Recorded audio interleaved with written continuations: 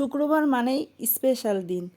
আর এই স্পেশাল দিনে সবাই কম বেশি বাড়িতে থাকে। আর এই স্পেশাল দিনে স্পেশাল কিছু খাওয়া দাওয়া হলে ভালোই হয়। আসসালামু আলাইকুম। আপনারা সবাই কেমন আছেন? আশা করি ভালোই আছেন। আমিও আপনাদের সকলের দোয়ায় ভালো আছি। প্রথমে চুলাতে একটা কড়াই বসিয়ে দিলাম।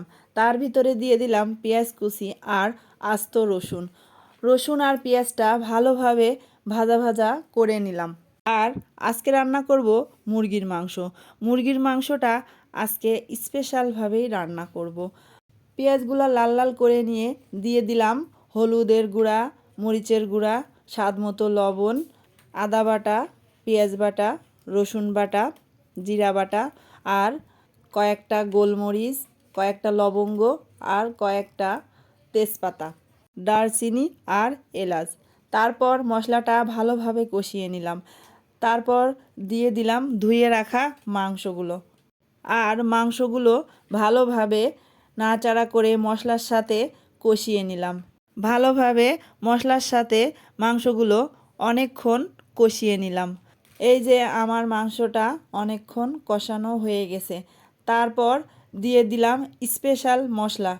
জিরে আর রসুন পেঁয়াজ ভালো করে ভেজে পাটাতে পিষে নিলাম।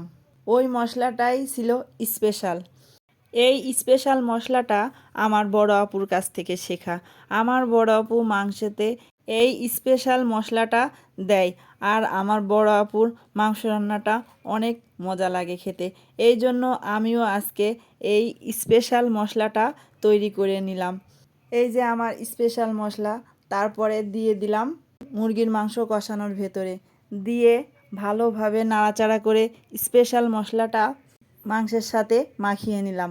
স্পেশাল মশলাটা দেওয়ার পরে অনেকক্ষণ মাংসটা নাড়াচাড়া করে আবারও ভালোভাবে কষিয়ে ভাজা ভাজা করে নিলাম। এই যে আমার মাংসর কালারটা অনেক সুন্দর এসেছে স্পেশাল মশলাটা দেওয়ার কারণে। আমার বড় আপুর স্পেশাল মশলা দিয়ে মাংস রান্নাটা অসাধারণ মজা লাগে খেতে। এই জন্য আমিও ট্রাই করলাম বাড়িতে। আমার বড় আপুর গল্প করতে করতে মাংসটা কষানো হয়ে গেছে। তারপর দিয়ে দিলাম একটু ঝোলের পানি। তারপর আমার মাংসটা হয়ে গেছে আর আমি গরম গরম পরিবেশন করলাম।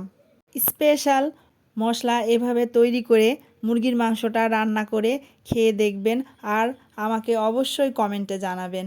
আর ভিডিওটা ভালো লাগলে অবশ্যই লাইক, কমেন্ট, শেয়ার করবেন। আজকে ভিডিওটা এই পর্যন্তই। সবাই ভালো থাকবেন, সুস্থ থাকবেন। আল্লাহ হাফেজ।